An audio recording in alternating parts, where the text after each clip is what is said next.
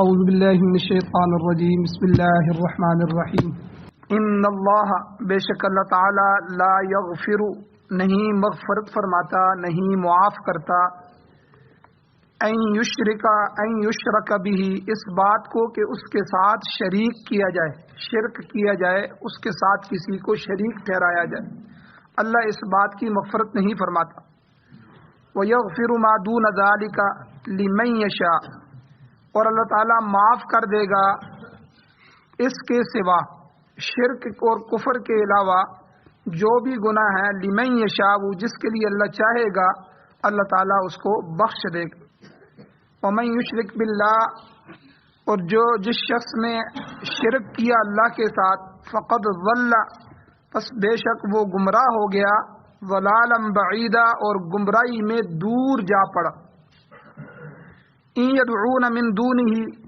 شرک کرنے والے نہیں پکارتے اس اللہ کے سوا الا اناسا مگر عورتوں کو عورتوں کے نام کے بت بنائے ہوئے ہیں انہیں پکارتے ہیں وَإِن يَدْعُونَ اور وہ نہیں پکارتے الا شیطانا مریدا مگر شیطان کو جو کہ سرکش ہے سرکش شیاطین کو جو ہے ان کو پکارتے ہیں ان کی عبادت کرتے ہیں لعنہ اللہ جن شیطانوں پر اللہ نے لعنت کی ہے سورۃ النساء کی آیت نمبر 116 اور 117 آپ کے سامنے تلاوت ہوئی ہے آپ نے ان آیات کا ترجمہ سماعت فرمایا آج ان آیتوں کا دوسرا درس ہے ایک درس پیچھے گزر چکا ہے جس کا خلاصہ یہ ہے کہ گناہ تو سارے ہیں بہت سارے گناہ ہیں جھوٹ بولنا گناہ ہے حسد ایک بیماری ہے بغض گناہ ہے کینہ کسی مسلمان کا رکھنا گناہ ہے لڑائی جھگڑا گناہ ہے کسی مسلمان کو گالی دینا گناہ ہے کسی کا حق تلف کرنا گناہ ہے اور حقوق اللہ جو ہیں ان میں کمی کرنا نماز روزہ حج زکوٰۃ وغیرہ تو ان میں سستی کرنا ان کو نہ ادا کرنا یہ بھی گناہ ہے اور اسی طرح حقوق العباد ہیں بندوں کے حقوق ہیں ان میں کمی کوتاہی کرنا جیسے والدین کے حقوق ہیں وہ پورے نہ کرے اولاد کے حقوق ہیں اور بیوی کے حقوق ہیں میاں بیوی کے ایک دوسرے پر حقوق ہیں اور اسی طرح پڑوسی کے حقوق ہیں انسانیت کے اللہ نے حقوق بیان فرمائے تو حقوق العباد ہے تو یہ سارے گناہ ہیں لیکن ان میں سے ایک گناہ ایسا ہے جو ناقابل معافی جرم ہے جس کا یہاں اللہ تعالیٰ تذکرہ فرما رہے ہیں وہ شرک ہے اللہ کی ذات اور اللہ کی صفات میں کسی اور کو شریک کرنا اعبد اللہ اللہ کی عبادت کرو بار بار قرآن مجید میں جتنے بھی انبیاء آئے ان کی دعوتوں کو اللہ نے ذکر فرمایا کہ ہر ایک نبی نے اپنی قوم کی طرف آ کے دعوت دی وَإِلَىٰ عَادٍ أَخَاهُمْ هُودًا اور اسی طرح وَإِلَىٰ ثَمُودٍ أَخَاهُمْ صَالِحًا قوم سمود کی طرف قوم حضرت صالح علیہ السلام کو بھیجا اور اسی طرح دوسرے پیغمبروں کو بھیجا شعیب علیہ السلام کو ہم نے مدین کی طرف بھیجا تو سب نے آ کے اپنی قوم کی طرف یہی دعوت دی کہ ہم سب اللہ کے بندے ہیں اور ہم اللہ کے پیغمبر اور نبی ہیں اللہ نے ایک پیغام اور خبر دینے کے لیے آپ کی طرف ہمیں بھیجا ہے تو وہ خبر یہی ہے کہ ہم اللہ کا پیغام تم تک پہنچا رہے ہیں کہ یہ جو تم نے مورتیاں بنا رکھی ہیں جو تم شرک کرتے ہو اللہ کی ذات کے ساتھ شریک ٹھہراتے ہو جس طرح اللہ سے مانگنا چاہیے تم ان کے سامنے بھی مانگتے ہو جس طرح اللہ سے دعائیں کرنی چاہیے دعا کسی اور سے نہیں کرنی چاہیے تم ان بتوں کے سامنے آ کر جو ہے وہ دعائیں مانگتے ہو جس طرح منت نظر جو ہے یہ ایک عبادت ہے اور یہ منت نظر ماننا اللہ کے لیے ہے تم آ کے ان کے لیے منتیں اور نظریں مانتے ہو ان کے سامنے چڑھاوے چڑھاتے ہو ان کو مشکل کشا سمجھتے ہو اور مشکلوں میں پریشانیوں میں ان کو پکارتے ہو جس طرح اللہ کو پکارنا چاہیے تو گویا کہ اللہ کی ذات کے اندر کسی کو شریک ٹھہرانا کہ اس کی ذات بھی اللہ کی ذات کی طرح ہی ہے یا اللہ کی صفات کے اندر کسی کو شریک ٹھہرانا یہ شرک ہے اور اللہ تعالیٰ کی ذات اس شرک کے گناہ کو معاف نہیں کرتی اور کل کے درس میں پچھلے درس میں یہ گزر چکا ہے اللہ تعالیٰ نے فرمایا انہ من یشرک باللہ جو اللہ کے ساتھ شریک ٹھہراتا ہے فقد حرم اللہ علیہ الجنہ اللہ تعالیٰ اس پر جنت کو حرام کر دیتے ہیں वमअवाहु अन्नार, और उसका ठिकाना आग है। और इसी तरह दूसरी जगह अल्लाह ने फरमाया ला तुफत्तहु लहुम अबवाबुस समा, कि जो शिर्क करने वाले हैं अल्लाह ताला उनके लिए आसमान के दरवाजे ही नहीं खोलता। वला यदखुलूनल जन्ना, और वो जन्नत में दाखिल भी नहीं हो सकेंगे। कब तक? हत्ता यलिजल जमल फी सम्मिल खियात, जब तक कि ऊंट सुई के नाके से न गुजर जाए। जिस तरह सुई का नक्का छोटा सा होता है, उसमें से ऊंट का गुजरना मुमकिन नहीं है, इसी तरह जो है मुशरिक का जन्नत में जाना मुमकिन नहीं। तो अल्लाह की ज़ात के साथ शरीक ठहराना, किसी और ज़ात को अल्लाह की ज़ात की तरह समझना, ये बहुत बड़ा जुर्म है और ये नाकाबिल माफ़ी जुर्म है। इसलिए अल्लाह ताला ने यहाँ फरमाया इन्नल्लाह ला यग़फिरु अन युश्रक बिही, अल्लाह इसको माफ़ नहीं करता कि उसके साथ शरीक ठहराया जाए। वो यग़फिरु मा दून ज़ालिका लिमन यशा, इस गुनाह के अलावा जो भी गुनाह होंगे अल्लाह जिसके लिए चाहेंगे माफ़ कर देंगे। यानी हर एक के लिए माफ़ नहीं करेंगे, लेकिन अल्लाह की चाहत है, अल्लाह की मशीयत है, अल्लाह मजबूर नहीं है, तो जिसके लिए चाहेंगे अल्लाह उसके गुनाह माफ़ कर देंगे, लेकिन शिर्क के लिए माफ़ी नहीं। और पिछले दर्स में तफसीलन जो है इस पर गुफ्तगू भी हुई थी। सिफात के अंदर, ज़ात के अंदर शिर्क तो सामने आ गया कि अल्लाह की ज़ात की तरह किसी दूसरी ज़ात को समझना, किसी नबी को, किसी वली को, किसी और हस्ती को, किसी फरिश्ते को या जिन्नात को या किसी भी चीज़ को जो है उनसे हाजत मांगना, उनको मुश्किल कुशा समझना, उनको अल्लाह के दर्जे पे ले आना। तो हालांकि सारे अंबिया जो है वो अजीम तर हैं, लेकिन सब के सब अल्लाह की मखलूक है, सब के सब इंसान है, बशर हैं, सब के सब अल्लाह की तरफ से भेजे हुए हैं, मुंतखब शुदा हैं। तो इसलिए अल्लाह ने उनको बड़े दर्जात अता फरमाए हैं, लेकिन वो अल्लाह की ज़ात के दर्जे को नहीं पहुंच सकते। अल्लाह की ज़ात की बराबरी कोई भी नहीं कर सकता। ये बिल्कुल इसी तरह है जिस तरह कोई आदमी किसी को दो बाप होने की जो है वो उस पर इल्ज़ाम लगाए कि वो फलां आदमी भी तेरा बाप है, तो ये कितनी बुरी बात है कि उसके लिए दो बापों को शरीक कर रहा है। गोया कि उसके ये हरामकारी का कह रहा है कि ये आदमी हराम का है, तो ये बाप इसका नहीं है, वो बाप है। तो इसी तरह अल्लाह ताला कुरान मजीद में बार बार जो है तौहीद को समझा रहे हैं और शिर्क से मना कर रहे हैं कि देखो क्या ज़मीन में दो खुदा भी हो सकते हैं। तो अल्लाह ताला एक जगह फरमाते हैं कि अगर दो खुदा ज़मीन में होते तो लफसदता फिल अर्ज़, ज़मीन में फसाद हो जाता। एक खुदा कहता कि मैं तो, मेरी ताकत है, मैं मशरक़ की तरफ से सूरज निकालूंगा, दूसरा कहता नहीं आज मैं मगरब की तरफ से निकालूंगा। इस तरह ये निज़ाम जो चल रहा है, ये निज़ाम एक हाथों की वजह से चल रहा है। बियदिल्लाह, अल्लाह के हाथ में है, अल्लाह के तसर्रुफ में है। अल्लाह ताला की ज़ात के सामने सारे बेबस हैं, पूरी दुनिया का निज़ाम अल्लाह की ज़ात चला रही। अल्लाह के इस दुनिया के निज़ाम के चलाने में अल्लाह की ज़ात का कोई शरीक नहीं है, कोई साजी नहीं है।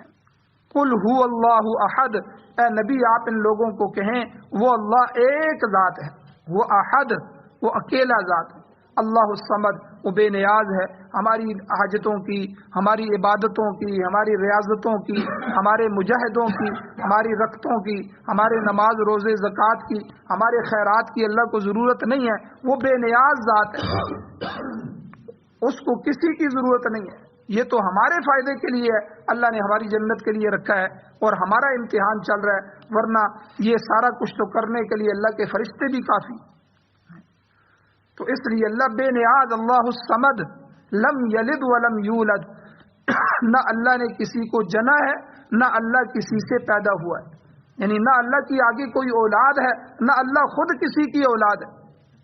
ईसाइयों ने ईसा अलैहिस्सलाम को अल्लाह का बेटा कह दिया, यहूदियों ने उज़ैर अलैहिस्सलाम को अल्लाह का बेटा कह दिया, और कई लोगों ने जो है फरिश्तों को अल्लाह की बेटियां कहा।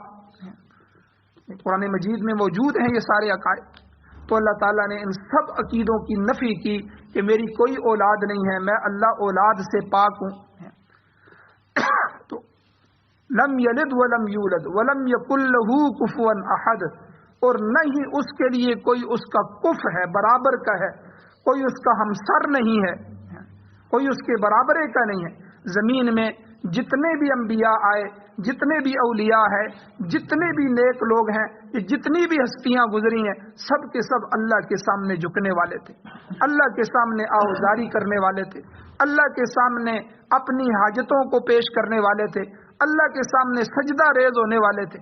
تو جو ہستی اللہ کے سامنے جھک جائے تو وہ مشکل کشا کیسے ہو سکتی؟ وہ اور جو یاد رکھیں، مشکل کشا حاجت روا وہی ہو سکتا ہے جس پر کبھی مشکل نہ آئے۔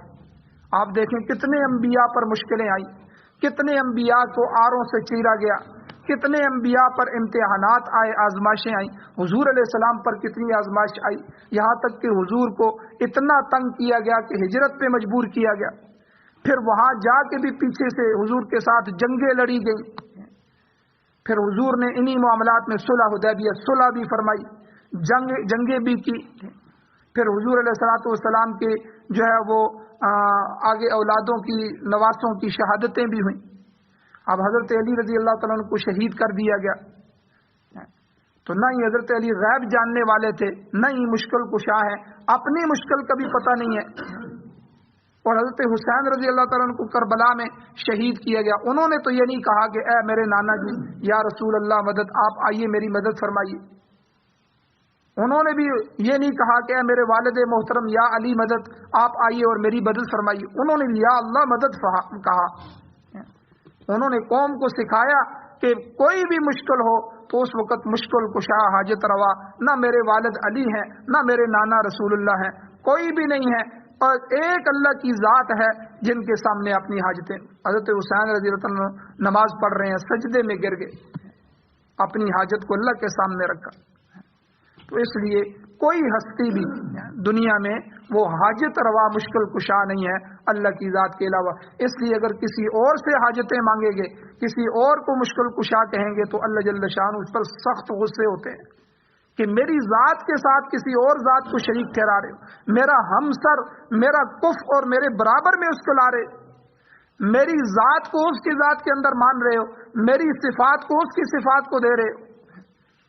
اس لیے یہاں اللہ نے واضح اعلان فرمایا ان اللہ لا یغفر ان یشرک بہ ویغفر ما دون ذلک لمن یشاء، اللہ شرک کو معاف نہیں کرتا، شرک کے علاوہ اللہ جس گناہ کو بھی چاہے گا معاف کر دے گا۔ اور اللہ نے یہ جو فرمایا کہ ان کے لیے آسمان کے دروازے بھی نہیں کھولے جاتے، لا تفتح لهم ابواب السماء ولا يدخلون الجنہ، نہ ان کو جنت میں داخل کیا جائے گا۔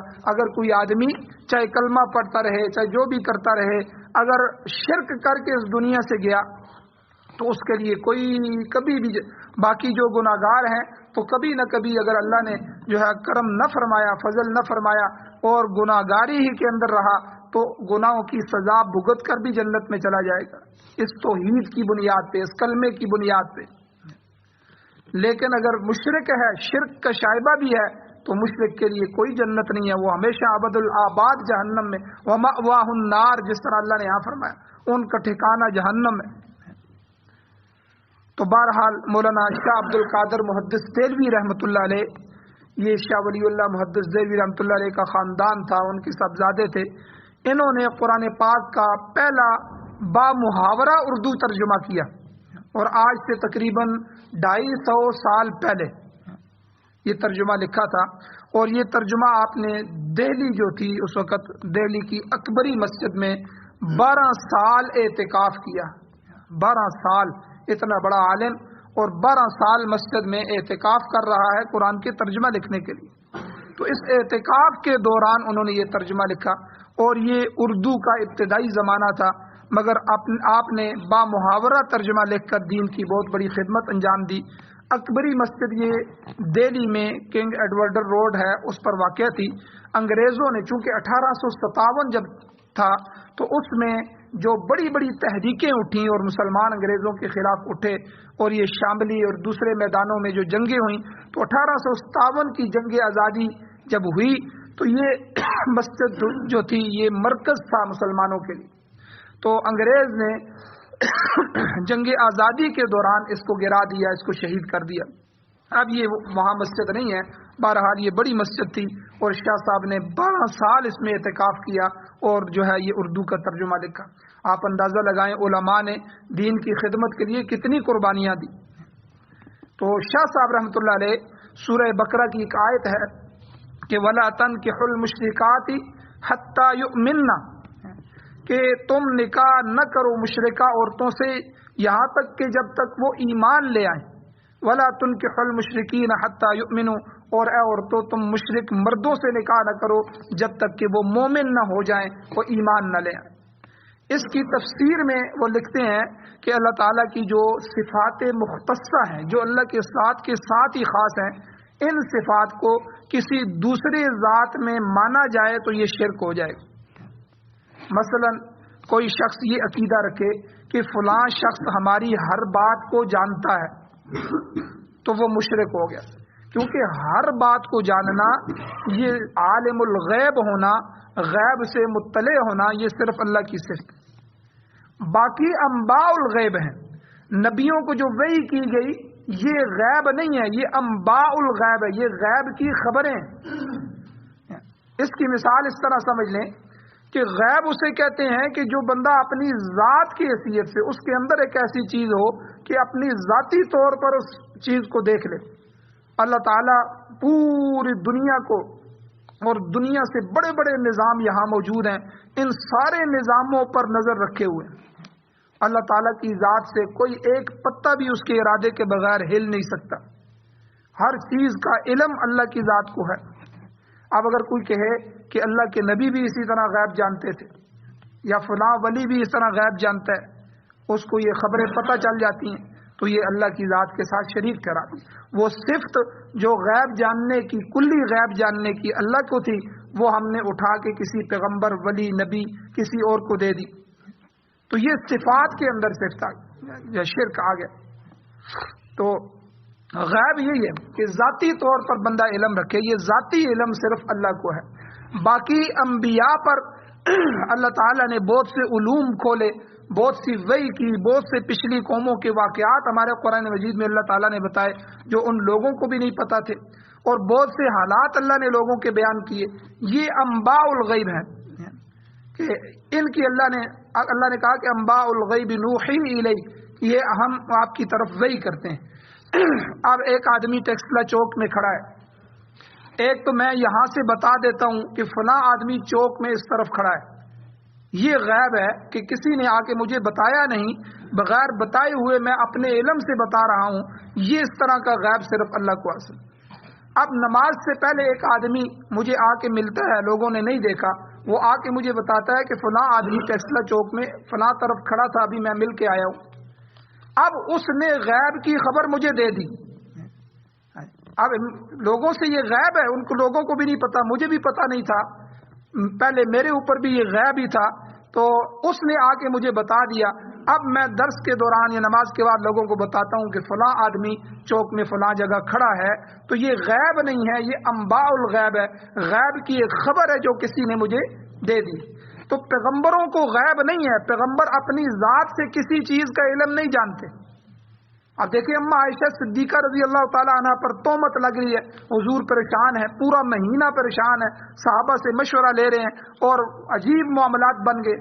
اگر حضور کو غیب ہوتا، غیب کا علم ہوتا، تو حضور کو پہلے سے ہی پتہ ہوتا کہ یہ تو غلط تہمت لگائی جا رہی. اسی طرح اور کئی چیزیں ہیں کہ حضور علیہ السلام اس میں پریشان ہو گئے، بلکہ وحی کے انتظار میں رہے. کافروں نے کئی سوال آ کے کیے تو حضور نے کہا کہ اللہ بتائے کہ تو میں تمہیں بتاؤں گا، وحی کا انتظار ہو رہا ہے. اور کئی دن حضور اس میں دعا کرتے رہے، اور وہی پھر آئی اور قرآن کی آیات اتری. پھر وہ غیب جو ہے وہ انباء الغیب بنا کے حضور کو بتا دیا گیا، وہ غیب کی خبر پھر حضور نے یہ خبریں دی. تو اس لیے ذاتی طور پہ یہ کہنا کہ وہ جس طرح اللہ کی ذات ہر چیز کو جانتی ہے بغیر اسباب کے، بغیر کسی کے بتائے ہوئے، اسی طرح کوئی اور ہستی بھی جانتی ہے، تو یہ شرک ہو جائے گا، یاد رکھیں. تو یہ صفت کے اندر جو ہے یہ آدمی مشرک ہو جائے گا، کیونکہ اس نے اللہ کی صفت غیر میں مان لی.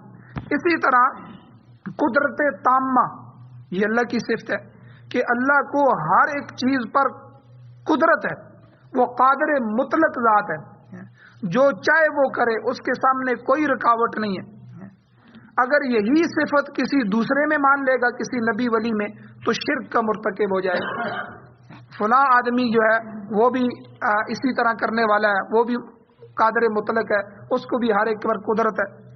اسی طرح مختار مطلق کہ ہر ایک چیز کا اختیار اللہ تعالیٰ کی ذات کو ہے۔ اگر کوئی شخص کسی غیر اللہ کو مختار مطلق جان کر کچھ اس سے طلب کرتا ہے کہ اس کے پاس بھی اختیار ہے دینے کا، تو اس لیے یا رسول اللہ مدد، یا علی مدد۔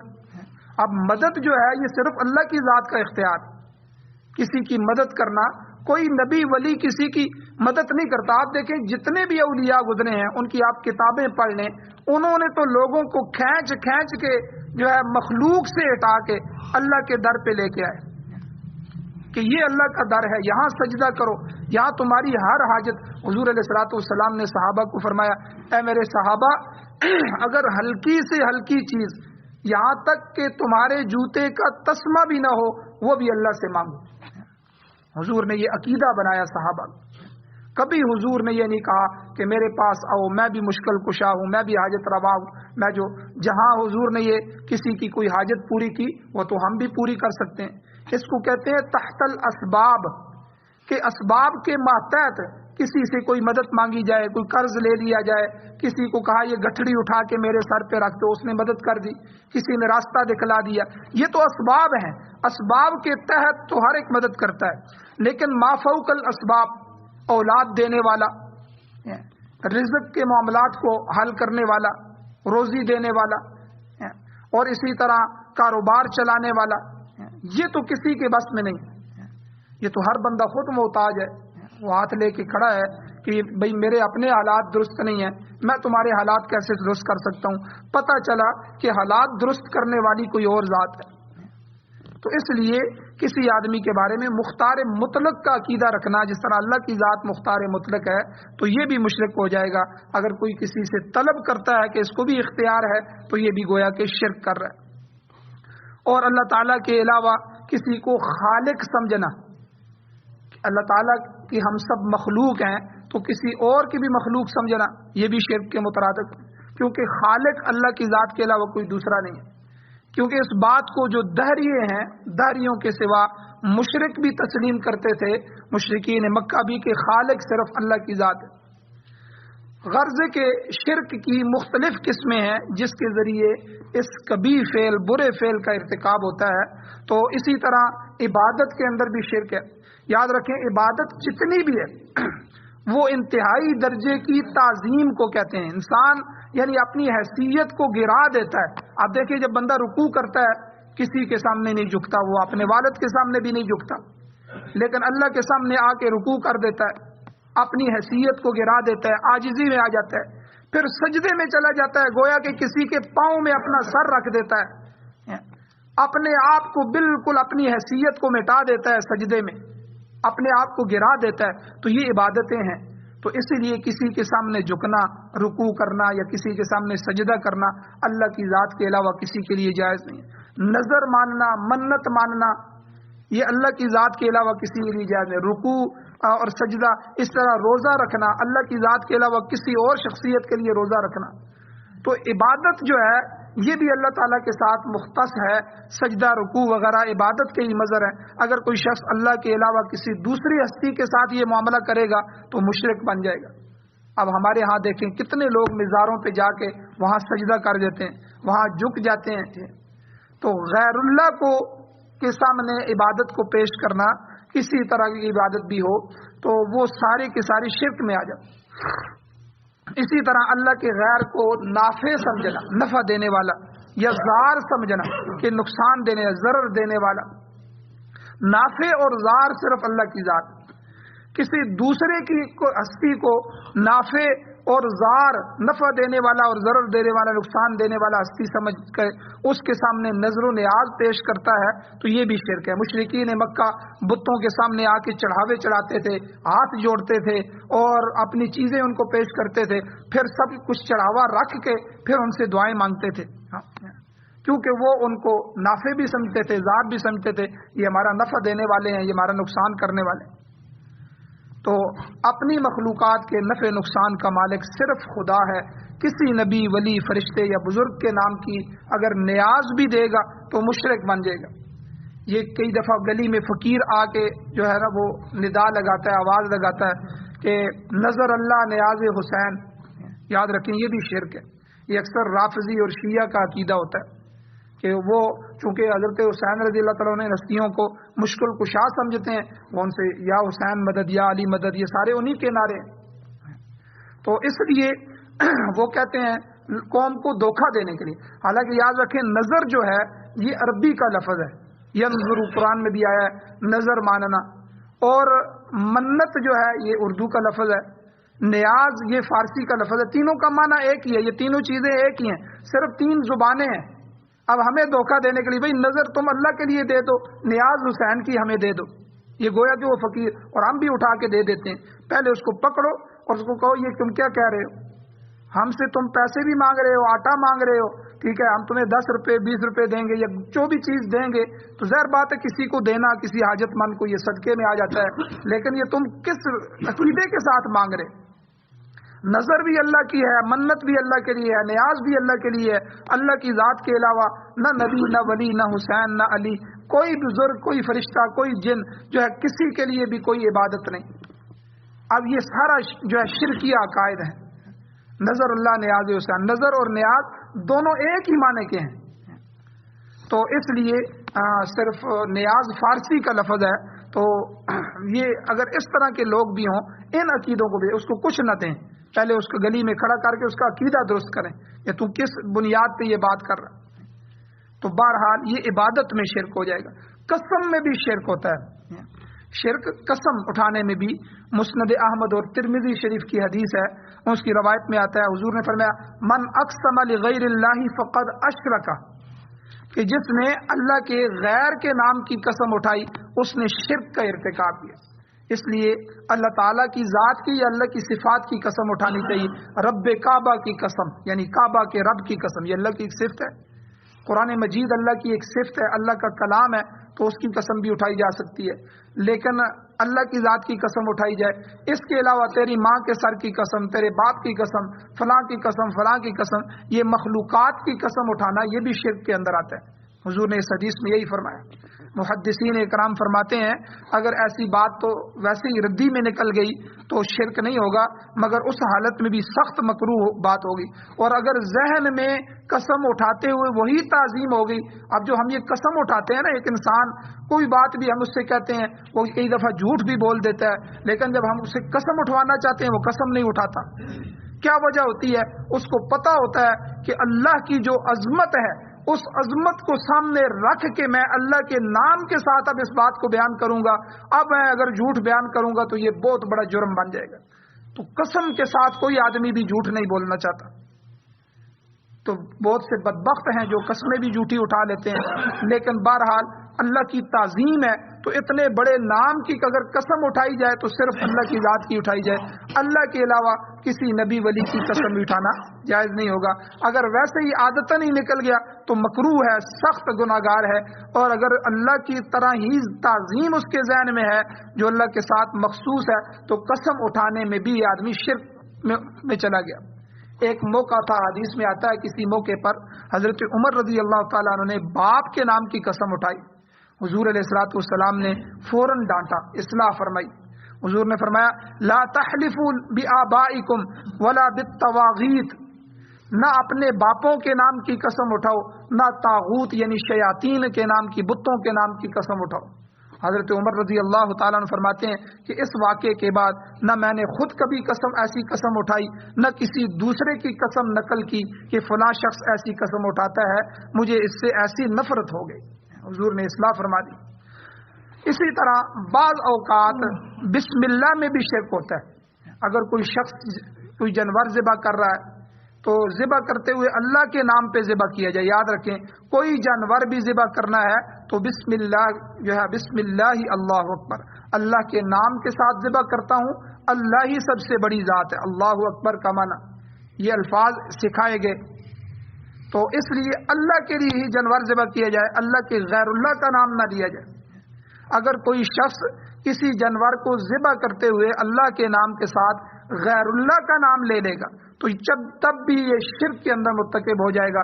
جیسے کوئی آدمی کہتا ہے بسم اللہ و اسم محمد، میں اللہ اور نبی کے نام کے اوپر ذبح کر رہا ہوں، یا فلاں پیر دستگیر کے نام پہ میں ذبح کر رہا ہوں، تو یاد رکھیں ایسی صورت میں ایک تو یہ شرک ہو گیا اور یہ آدمی مشرک ہو گیا، دوسرا یہ جانور مردار ہو گیا.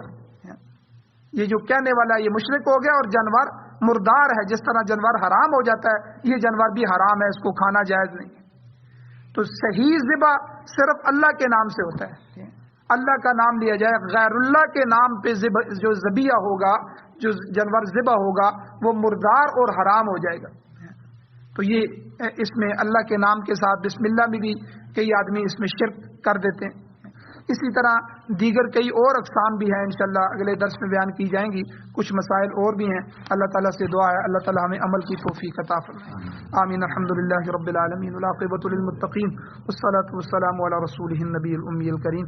یا اللہ ہماری کمیوں کوتاہیوں کو معاف فرمائیے، درگزر فرمائیے، صغیرہ کبیرہ گناہوں کو معاف فرمائیے. یا اللہ ہمارے ایمان کی حفاظت فرمائیے. یا اللہ کفر سے، شرک سے، نفاق سے، یا اللہ گناہوں سے، صغیرہ کبیرہ گناہوں سے، ہر طرح کی برائیوں سے، یا اللہ اپنی ناراضگی والے بدعمالیوں سے، یا اللہ اپنی ناراضگی سے ہمیں محفوظ فرما.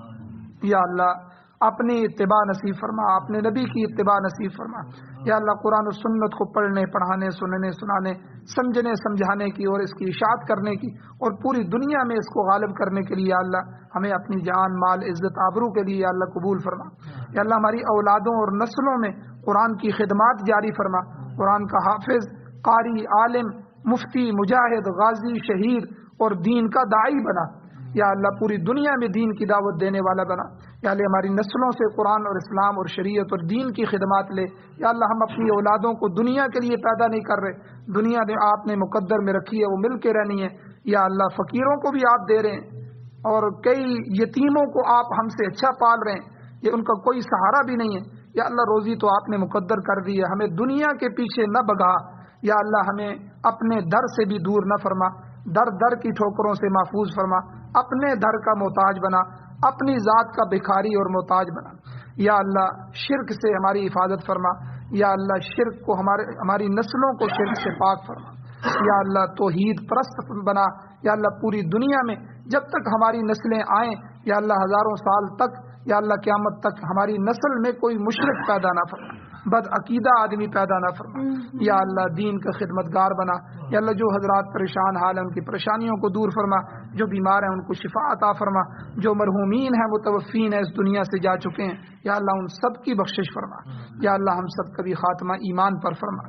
صلی اللہ تعالی علی خیر خلقہ محمد وآلہ وصحبہ اجمعین برحمتک یا ارحم الراحمین.